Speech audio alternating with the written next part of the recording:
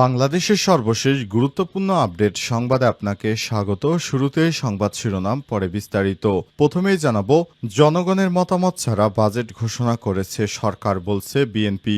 সব রাজনৈতিক দল ও জনগণের মতামত ছাড়াই অন্তর্বর্তীকালীন সরকার 2025-26 অর্থবছরে প্রস্তাবিত বাজেট ঘোষণা করেছে বলে অভিযোগ করেছে বিএনপি। আজ রাজধানীর গুলশানে বিএনপির চেয়ারপারসনের রাজনৈতিক কার্যালয়ে সংবাদ সম্মেলনে সব কথা বলেছেন স্থায়ী কমিটির সদস্য আমির খসরু মাহমুদ চৌধুরী। আমির খসরু বলেছেন, দেশে এখন যেহেতু সংসদ বা গণতান্ত্রিক কোনো সরকার নেই, আমরা আশা করেছিলাম অন্তর্বর্তীকালীন সরকার ফ্যাসিবাদ বিরোধী আন্দোলনের সঙ্গে থাকা রাজনৈতিক দলগুলোর সঙ্গে আলোচনা করবে, কিন্তু দুঃখের বিষয় সরকার সেই আলোচনা না করে যে বাজেট ঘোষণা করেছে সেটিতে জনগণের কোনো সম্পৃক্ততা নেই। এছাড়াও রাজনৈতিক দলও এই বাজেটকে সমর্থন করছে না বলে অভিযোগ করেছেন বিএনপি নেতা আমির খসরু মাহমুদ চৌধুরী।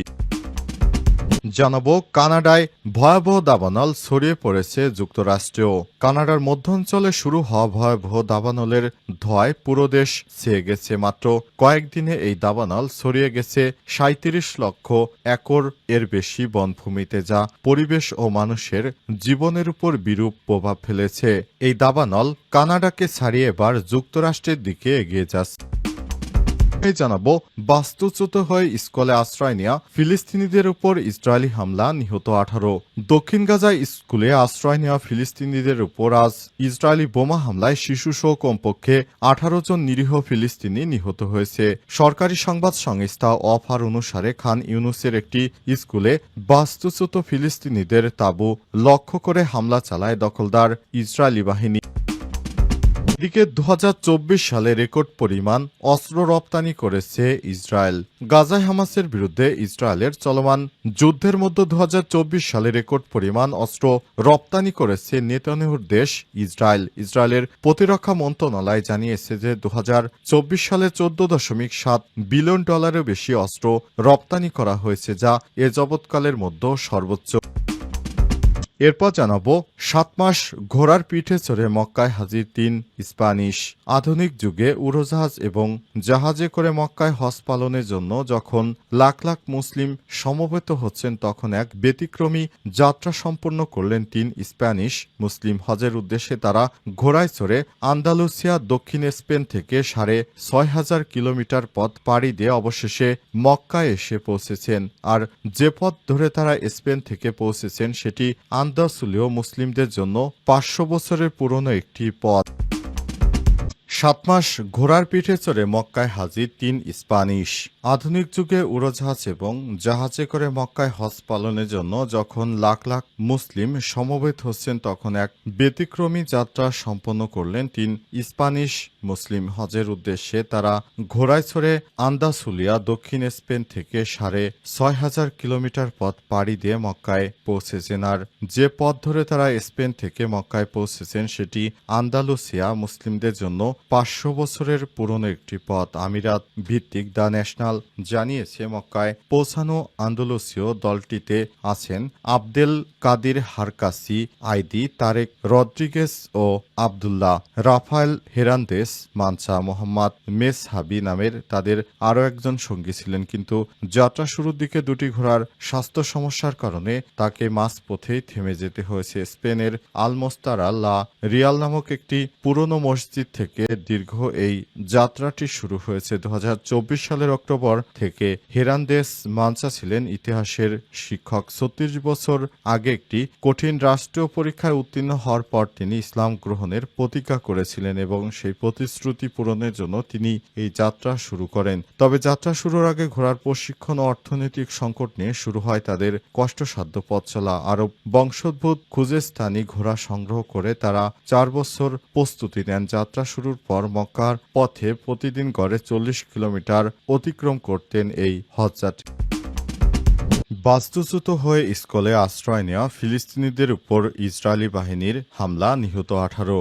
দক্ষিণ গাজা স্কুলে আশ্রয় নেওয়া ফিলিস্তিনিদের উপর আজ ইসরায়েলি বোমা হামলায় শিশুসহ কমপক্ষে 18 জন নিহত হয়েছে। সরকারি সংবাদ সংস্থা ওয়াফা অনুসারে খান ইউনুসের একটি স্কুলে বাস্তুচ্যুত ফিলিস্তিনিদের তাঁবু লক্ষ্য করে হামলা চালায় দখলদার ইসরায়েলি বাহিনী। এই হামলায় আরও বেশ কয়েকজন আহত হয়েছে। ওয়াফা জানিয়েছে, ইসরায়েলি বাহিনী দক্ষিণ গাজার খান ইউনুস ইউনুসের কিজান আল নাজার এলাকা এবং গাজা শহরের উত্তর পূর্বাঞ্চলে বাড়িঘরে গুলি চালিয়েছে। প্রত্যক্ষদর্শীরা বিবিসিকে জানিয়েছে একটি ইসরায়েলি ড্রোন দুটি তাঁবুতে আঘাত করেছে। সেখানে পূর্ব খান ইউনুসের এলাকা থেকে বাস্তুচ্যুত হয়ে আসা নারী ও শিশুসহ কয়েক ডজন ফিলিস্তিনি বাস করে। হু হু করে বাড়ছে নিহতের সংখ্যা।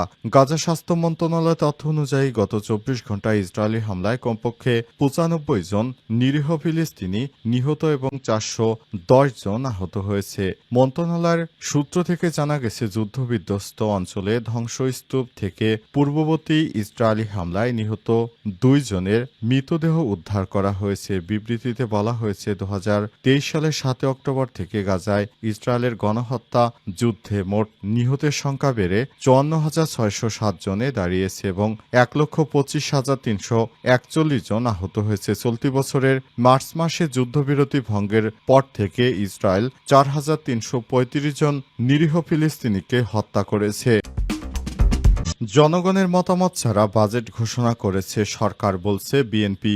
সব রাজনৈতিক দল ও জনগণের মতামত ছাড়াই অন্তর্বর্তীকালীন সরকার ২০২৫-২৬ অর্থবছরে প্রস্তাবিত বাজেট ঘোষণা করেছে বলে অভিযোগ করেছে বিএনপি। আজ রাজধানীর গুলশানে বিএনপির চেয়ারপারসনের রাজনৈতিক কার্যালয়ে সংবাদ সম্মেলনে সব কথা বলেছেন স্থায়ী কমিটির সদস্য আমির খসরু মাহমুদ চৌধুরী। আমির খসরু বলেছেন, দেশে এখন যেহেতু সংসদ বা গণতান্ত্রিক কোনো সরকার নেই, আমরা আশা করেছিলাম অন্তর্বর্তীকালীন সরকার ফ্যাসিবাদ বিরোধী আন্দোলনের সঙ্গে থাকা রাজনৈতিক দলগুলোর সঙ্গে আলোচনা করবে, কিন্তু দুঃখের বিষয় সরকার সেই আলোচনা না করে যে বাজেট ঘোষণা করেছে সেটিতে জনগণের কোনো সম্পৃক্ততা নেই। এছাড়াও রাজনৈতিক দলও এই বাজেটকে সমর্থন করছে না বলে অভিযোগ করেছেন বিএনপি নেতা আমির খসরু মাহমুদ চৌধুরী। অন্তর্বর্তীকালীন সরকার ফ্যাসিবাদ বিরোধী আন্দোলনের সঙ্গে থাকা রাজনৈতিক দলগুলোর সঙ্গে আলোচনা করবে এবং সাধারণ মানুষের মতামত নিয়ে এই বাজেট ঘোষণা করা উচিত ছিল, কিন্তু সরকার সেগুলো করছে না। বাজেট ঘোষণা পুরোপুরি গতানুগতিক বলে মন্তব্য করেছেন তিনি। আমির খসরু আরও বলেছেন, শিক্ষাক্ষেত্রে কর আরোপের কোনো যুক্তি নেই। আগামী দিনে বিএনপি ক্ষমতা এলে শিক্ষার কর মওকুফ করা হবে। তিনি আরও বলেছেন, বাজেটে আমাদের আউট অফ বক্স চিন্তা করতে হবে। গতানুগতিক বাজেট থেকে বের হওয়ার সুযোগ ছিল। সংবাদ সম্মেলনে আরও উপস্থিত ছিলেন বিএনপির স্থায়ী কমিটির সদস্য গয়েশ্বর চন্দ্র রায়, সেলিমা রহমান, চেয়ারপারসনের উপদেষ্টা ইসমাইল জবিউল্লাহ, মিডিয়া সেলের সদস্য শায়রুল কবির খান, চেয়ারপারসনের প্রেস উইংয়ের সদস্য শামসুদ্দিন দিদার প্রমুখ। তারা সবাই বলেছেন, আমরা এইসব বাজেটকে ফ্যাসিবাদী সরকারের বাজেট আর এই বাজেটের মধ্যে কোনো পার্থক্য দেখছি না বলে মনে করেন তারা। আরও বলেছে, এই বাজেটটা আমাদের মনমতো হয়নি। বাজেটটা মনমতো হয়নি বিএনপির, অর্থাৎ বিএনপি লুটপাট করতে পারবে না, এমনটাই মনে করছে তারা।